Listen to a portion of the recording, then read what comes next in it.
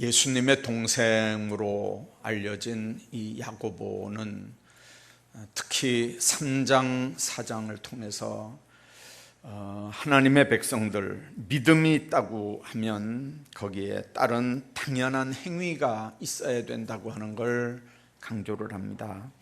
그래서 행함이 없는 믿음은 죽은 거라고 그렇게 2장이 말씀을 하고 3장부터 구체적으로 그 행위의 기초가 말인 것을 분명하게 얘기합니다. 그래서 신앙인들은 입에 자갈을 물려야 되고 말조심을 해야 되고 또한 남을 비방하지 말라고 하는 말씀을 12절까지 교훈을 하고, 그리고 오늘 13절부터 한 단계 더 나가서 정말 믿음이 있다면 실제 삶 속에서 어떤 자세로 세상을 살아야 되느냐 하는 문제를 지금 다룹니다.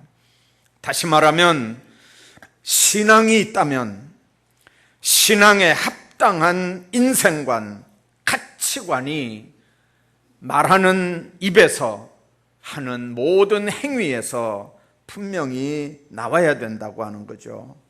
믿음이 있다고 하면서 인생관이 바뀌지 않고, 믿음이 있다고 하면서 행위가 믿음에 합당하지 않은 삶을 산다면 그 삶은 어리석은 삶이다 하는 게 야고보서를 통해서 우리에게 주시는 말씀입니다. 자, 그렇다면 신앙인의 인생관은 도대체 뭘까요? 오늘 본문은 세 가지를 얘기를 합니다. 먼저는 인생이라고 하는 게 뭐냐 하는 문제를 믿음의 사람들이라면 똑바로 알아야 된다는 겁니다. 인생이 뭐냐, 다시 말하면 생명에 대한 이해가 분명해야 된다는 얘기입니다. 두 번째는 인생의 주인이 누구냐에 대한 확실한 답변, 확실한 해답을 가지고 살아야 된다는 얘기입니다. 쉽게 말하면 주인 뜻대로 살 거냐, 아니면 내 생각대로 내 멋대로 살다가 갈 거냐에 대한 이해가 분명해야 된다는 거죠. 세 번째는 예수 믿는 사람이라면, 믿음이 있다고 한다면 인생이 사는 목적이 뭐냐, 이게 정립이 돼 있어야 된다는 겁니다. 내가 뭐 때문에 살아야 되는지, 내가 살아서 해야 되는 일이 뭔지, 이게 하나님의 뜻을 이루어 드리는 일인지에 대한 바른 이해를 하고 사느냐 하는 부분입니다. 예수 믿는 사람들이라면, 적어도 믿음이 있는 사람들이라고 하면 적어도 이 세 가지 정도는 늘 우리가 점검하며 살라는 겁니다. 우리 모두가 한번 깊이 생각해 봐야 됩니다. 먼저 입으로는 믿음이 있다고 하지만 실제로는 믿음이 없는 사람들의 모습이 오늘 13절에 기록이 됩니다. 입으로는 믿음이 있는데 실제로는 믿음 없는 사람들의 모습. 13절이 뭐라고 얘기합니까? 들으라, 너희 중에 말하기를 오늘이나 내일이나 우리가 아무 도시에 가서 거기서 1년을 유하며 장사하여 일을 보리라 하는 자들아. 이 사람은 지금 거창한 계획을 세우고 있습니다. 장사 한번 크게 해서 엄청난 돈을 한번 벌어보겠다고 하는 큰 야심찬 결심을 지금 하고 있습니다. 여러분들, 왜 야고보서는 이 장사하는 사람을 예로 들었을까요? 유대인들은 우리가 아는 대로 이 장사꾼의 기질이 있습니다. 지금도 세계 경제의 상당 부분을 유대인들이 장악을 하고 있습니다. 여러분들, 장사해서 큰 돈을 벌어보겠다고 하는 게 그 당시 젊은이들의 꿈이기도 했습니다. 야고보가 기록될 당시만 해도 상업이 엄청 발달이 됐습니다.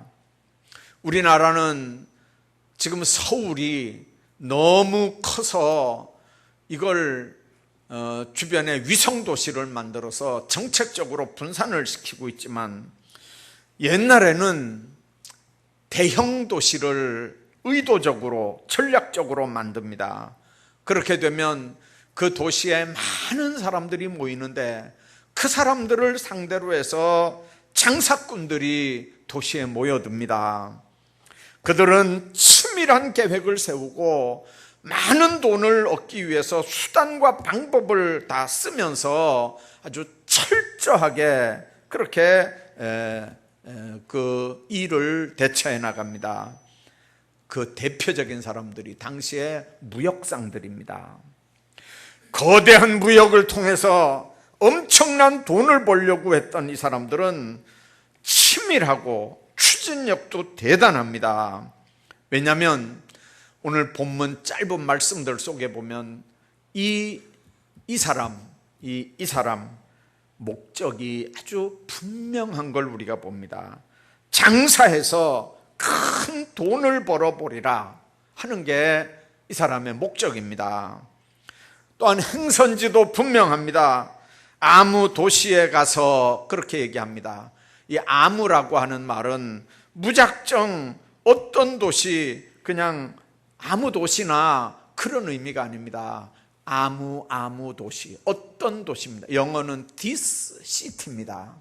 자기가 작정한 그 도시입니다. 그 도시에 가서 이름을 대진 않았지만 마음속으로 이미 자기가 가서 사업해야 되는 도시가 딱 정해져 있습니다. 거기 가서 장사를 하겠다는 겁니다. 수많은 대상이 되는 도시들 중에 이미 도시 하나를 선택했고, 그리고 그 다음에는 1년을 유하며 그렇게 말씀합니다. 기간도 정했습니다. 1년 정도면 충분히 자리 잡고 장사해서 뭘 얻을 수 있다는 확신이 선 겁니다. 여러분들, 가서 뭘 할 건지도 정했습니다. 장사해서 무역을 하겠다는 말이거든요. 여러분들, 그냥 무역을 합니까? 어떤 물건을 어디서 사다가 어떻게 어디다가 팔아야 되는지, 운송은 어떻게 해야 되는 건지, 자금 계획은 어떻게 수립해야 되는지 이미 이 사람 머릿속에는 다 들어 있습니다. 여러분들, 이 사람이 지금 무모한 짓을 하는 게 아닙니다. 나쁜 짓을 하겠다는 것도 아닙니다. 아주 치밀하게 계획을 세우고 아주 계획적이고 목적도 완벽하게 세웠습니다. 여러분들, 세상은 이런 사람들을 뭐라고 부르겠습니까? 똑똑한 사람, 치밀한 사람, 능력 있는 사람, 유능한 사람, 그렇게 부를 겁니다. 한마디로 세상에서는 칭찬받을 만한 비전이 있는 유능한 사람입니다. 그런데 오늘 야고보를 통해서 주님은 지금 그 얘기를 하고 싶은 겁니다. 꿈도 있고 목적도 있고 야심도 있고 능력도 있고 계획까지도 치밀하고 흠잡을 데가 없는, 언뜻 봐서는 아무 잘못도 없는 이 사람. 근데 야고보를 통해서 주님은 이 젊은 사람이, 지금 이 젊은 주인공이 결정적인 실수를 하고 있다는 경고를 하는 겁니다. 그 실수가 세 가지입니다. 첫째는, 이 사람은 지금 인생이 뭔지 모르는 사람이라는 거예요. 꿈도 있고 야망도 있고 능력도 있고 계획도 치밀한데, 이 사람의 허점, 결정적인 실수는 이 사람은 지금 인생이 뭔지 모른다는 거예요.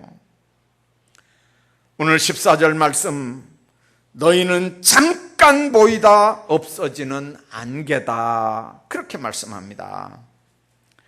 안개는 짙게 깔려서 도무지 앞이 보이지 않게 자욱하다가도 태양이 떠오르면 깨끗하게 사라지는 것처럼, 사람의 생명이 뭐냐?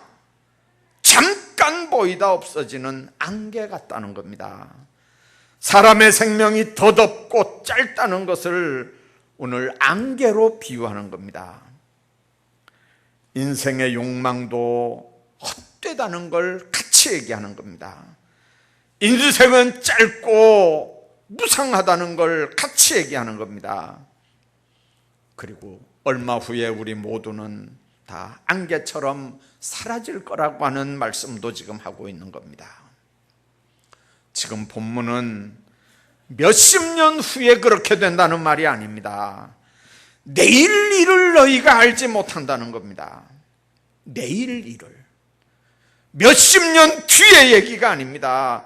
내일 일도 모른다는 겁니다. 그게 인생이라고 하는 겁니다. 모릅니다. 모르면서도 그냥 살아갑니다. 많은 사람들이 그러면서도 엄청난 노력들을 합니다. 그리고 그 노력의 대부분은 미래를 위해서 합니다. 오늘 먹을 건 있잖아요. 내일 먹을 걸 위해서 합니다. 내 먹을 건 있잖아요. 내 자녀들을 위해서 합니다. 요즘은 정보화 시대라고 각종 통계, 각종 확률, 동향 분석, 이 모든 게 다 미래를 알리고 촉각을 곤두세웁니다. 여러분들, 모든 사람들이 모든 능력을 다 동원을 해서 될 수 있으면 남들이 모르는 미래를 더 빠른 시간에 더 정확하게 알아보겠다고 노력을 하는 거거든요. 정보화 시대라고 그럽니다. 그런데 주님은 뭐라고 합니까? 인생이란 내일도 모르는 존재라는 겁니다. 내일까지 갈 것도 없고 정확하게 5분 뒤에 무슨 일이 일어날 것만 정확하게 알아도 우리는 세계 정보를 다 독점할 수 있고 그 정보 하나 가지고도 얼마든지 많은 것들을 누릴 수 있는 세상을 지금 삽니다. 그러나 생명 문제에 대해서만큼은 한 치 앞도 내다볼 수 없다는 게 인생입니다. 2001년 9월 11일 날 혹시 그날 무슨 일이 있었는지 기억하시는 분들 계시나요? 미국의 쌍둥이 빌딩이 무너졌던 날입니다. 오사마 빈 라덴이 비행기로 미국 쌍둥이 빌딩을 사람들을 시켜서 자폭을 시켰던 날입니다.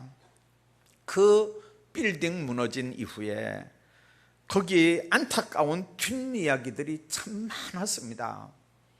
어떤 사람은 거기 근무하던 사람도 누군가 전화를 받고 잠깐 사이에 엘리베이터를 타고 내려와서 그 건물을 빠져나가 산 사람도 있고, 밖에 살던 사람이 생전에 그 건물 가보지도 않던 사람이 누군가 전화를 통해서 그 건물 안에서 만나기로 약속을 해서 그 건물 안에 들어갔다가 졸지에 시신도 찾지 못하고 그렇게 행방불명이 된 많은 사람들도 있습니다.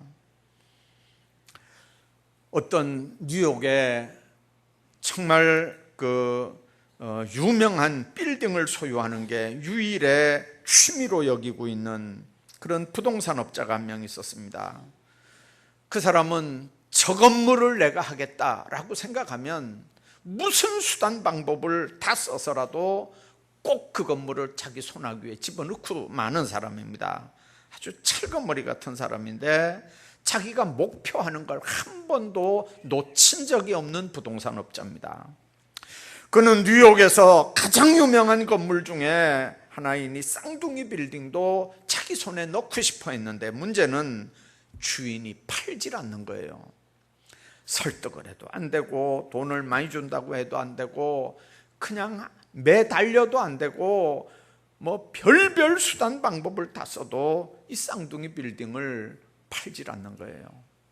얼마 동안 공을 들였는데 그 공을 들이고 그 주인하고 이 부동산 업자하고 마지막 타결을 한 게 뭐냐면 99년 동안 임대한다. 팔진 않는 거예요. 99년 동안 임대한다. 그러니까 이 부동산 업자가 생각할 때 자기가 이제 앞으로 살아봐야 몇 년 더 살겠어요.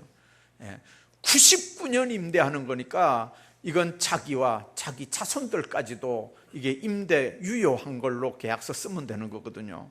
그래가지고 얼마 계약을 했냐면요, 우리 돈으로 4천억, 임대료 32억 불에 사인을 했습니다.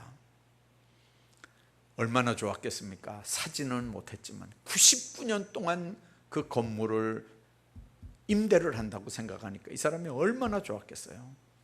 그리고 6주 만에 그 건물이 내려앉았습니다. 만일 6주 뒤에 그 일이 있을 걸 알았으면 그 사람이 그 엄청난 돈을 들여서 그걸 계약을 했겠습니까? 나도 넓은 땅 좀 가져봤으면 좋겠다고 소원했던 사람 한 사람이 있었습니다. 여행을 하다가 어떤 추장을 만났는데 그 추장이 그렇게 땅을 갖고 싶냐? 네가 원하는 만큼 내가 땅을 주겠다. 조건이 하나 있다. 그런데 네가 하루 동안 밟고 돌아오는 땅을 모두 너에게 주겠다. 그러나 해가 지기 전에 반드시 도착해야 한다. 이 약속을 받은 젊은이는 새벽부터 달리기 시작합니다. 힘껏 달렸습니다. 좀 쉬고 싶었지만 그동안 달리면 그만큼 땅을 더 차지할 수 있는 거니까 쉴 수가 없습니다. 이 사람은 밥도 먹지 않고 있는 힘을 다해서 해가 지기 전까지 달렸습니다. 마침내 해가 꼴딱 넘어갈 때 출발했던 그 지점에 도착을 합니다. 너무 좋았죠. 다 왔다. 이제 이 땅은 내 것이다. 그렇게 하고는 어지러워서 푹 쓰러졌습니다. 그리고는 다시 일어나지 못했습니다. 추장은 그를 갖다 묻으라고 했습니다. 그리고 그 사람이 차지한 땅은 한평 남짓된 땅이었습니다. 톨스토이가 한 얘기입니다. 오늘 본문은 이 세상에서 우리 인생이 너무 짧고 신속히 간다는 걸 지금 강조하는 겁니다. 우리 인생이 안개 같다고 하는 이 사실을 기억하면서 살라는 겁니다. 세월을 아끼고 기회를 붙잡으며 살라는 뜻입니다.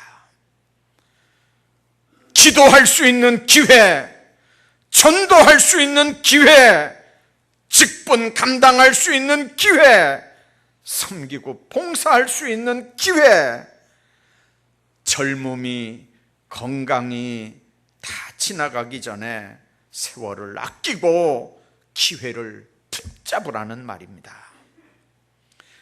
안개 같은 이 세상을 사는 동안에 선을 행하며 살라는 겁니다. 영원히 살 것처럼 착각 속에서 이 세상을 살아가는 인생들을 깨우치는 말입니다. 인생은 잠깐 보이다 없어지는 안개 같습니다. 허무한 세상의 삶에는 소망이 없습니다. 영원히 사는 삶에 소망을 둬야 합니다. 육신을 입고 사는 동안에 영원을 준비하면서 내일의 세계를 소망하며 살아가는 하나님의 사람들로 살아가시기를 주의 이름으로 축원합니다. 뿐만 아니라 인생이 뭡니까? 미래가 불확실한 존재들입니다. 그러므로 경건한 성도는 어떻게 살아가야 되는지를 14절, 15절에 말씀합니다. 14절에 그랬습니다. 내일 일을 너희가 알지 못하는도다. 내일은 미래의 총칭입니다. 하루 동안에 무슨 일이 날지 알 수 없으니 내일 일을 자랑하지 말라는 겁니다. 여러분들, 본문은 인생의 설계를 자기 스스로 세우는 건 허탄한 거라고 그렇게 지적을 합니다. 그러면 아무 계획도 세우지 말고 되는 대로 살라는 말입니까? 그 말이 아니고 인생의 주인인 하나님이 빠진 계획을 자기 혼자 세우지 말라 그 말입니다. 하나님과 의논하고 하나님께 맡기면서 인생 설계를 하라는 뜻입니다. 더 쉽게 말하면 네 생명, 내 인생의 주인이 도대체 누구냐 하는 겁니다. 내 인생은 내 거다. 내 인생은 내 거기 때문에 내 계획대로 살아간다. 그렇지 않다는 얘기입니다. 하나님이 세상을 다스리고 하나님이 내 삶을 주관합니다. 그래서 주의 뜻이면 살기도 하고 주의 뜻이면 이것저것도 할 수 있다는 게 오늘 본문이 하시는 말씀입니다. 이렇게 주의 뜻을 앞세우는 삶, 주님이 내 주인임을 인정하는 삶이 신앙인과 불신앙인의 경계입니다. 여러분들, 누가 신앙인이고 누가 불신앙인입니까? 주의 뜻을 앞세우고 주님이 내 주인임을 인정하는 사람이 신앙인입니다. 오늘 15절에 그랬습니다. 너희가 말하기를 주의 뜻이면 우리가 살기도 하고 이것저것을 하리라 할 것이거늘. 여러분들, 내 인생이 내 계획대로 내 뜻대로 되느냐 하면 안 됩니다. 열쇠는 나에게 있는 게 아니고 주님께 있습니다. 주님 뜻에 지배받는 삶이 우리 인생입니다.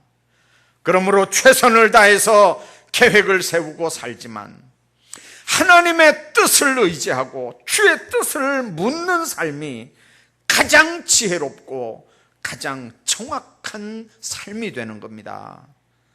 그런데도 사람들은 자신의 의지만으로도 얼마든지 잘 살아갈 수 있다고 생각합니다. 의지가 강하면 얼마든지 무슨 일이든지 다 해낼 수 있다고 생각합니다. 그러나 하나님은 그런 걸 보시면서 어리석은 자여 그렇게 얘기합니다. 세상 사람들 기준으로는 의지가 강한 사람, 자기 의지대로 소신대로 사는 사람을 아주 똑똑한 사람 취급을 하는데, 하나님은 그런 사람들을 보고 어리석은 자여 그렇게 한다는 거예요. 믿음 없는 사람은 자기 뜻에 집착을 합니다. 그러나 믿음의 사람은 주님의 뜻이 뭔지 물어봅니다. 믿음 없는 사람은 자기 뜻을 강력하게 밀어붙입니다.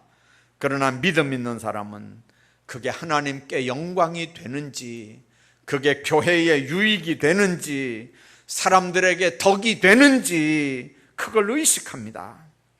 믿음 없는 사람은 반드시 자기 생각대로 되어야 된다고 우깁니다. 그러나 믿음 있는 사람은 하나님의 뜻이라면 언제든지 내 주장은 내려놓을 준비가 되어 있는 사람입니다.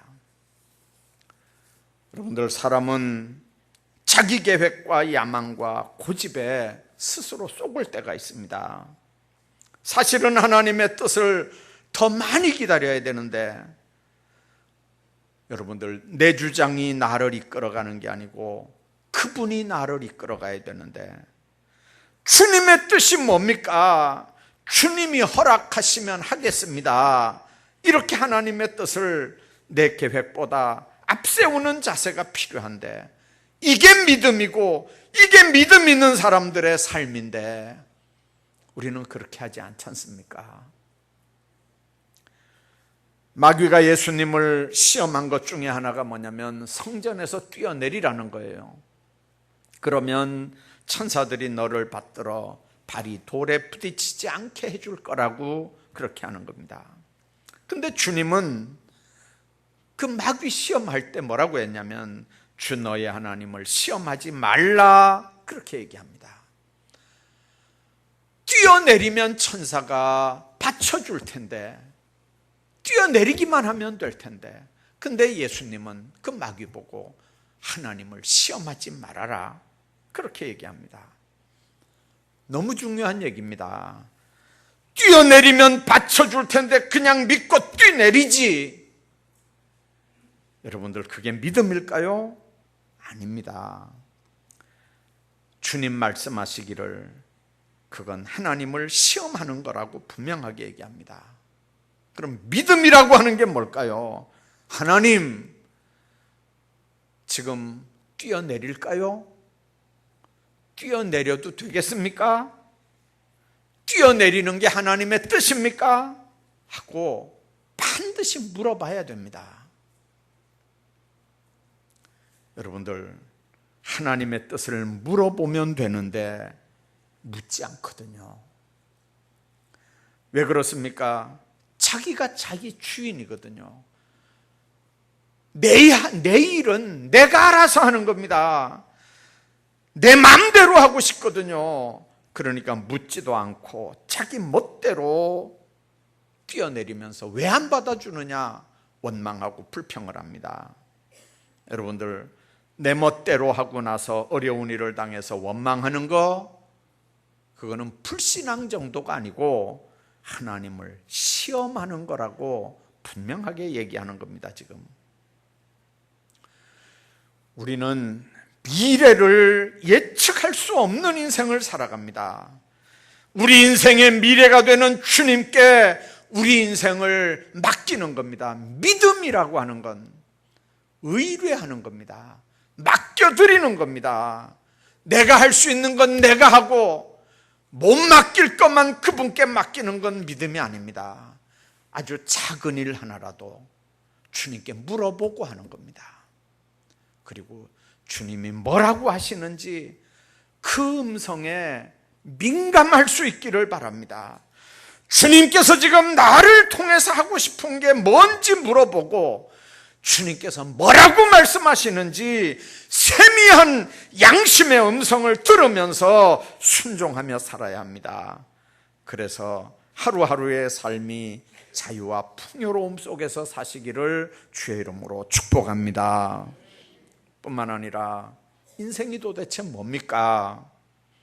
시편 90편 10절에 보면 우리 연수가 70이요 강건하면 80이라도 그 연수의 자랑은 수고와 슬픔뿐이라고 분명하게 얘기합니다. 하나님의 뜻 가운데 우리 생명이 유지되고 있습니다. 짧은 동안에 내가 해야 할 일이 뭡니까? 뭐 때문에 내가 지금 사냐? 그 말입니다.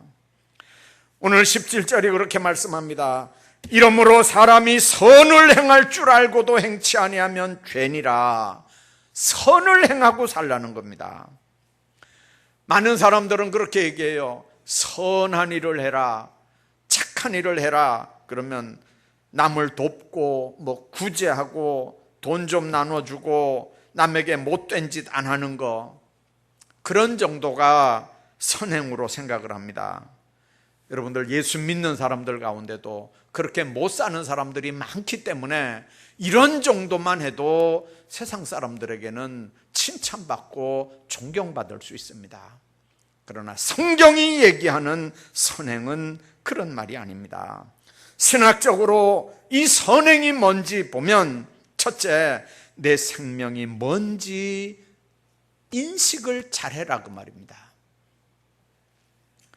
뿐만 아니라 네 생각대로 살지 말고 주님 뜻대로 살아라 그 말입니다.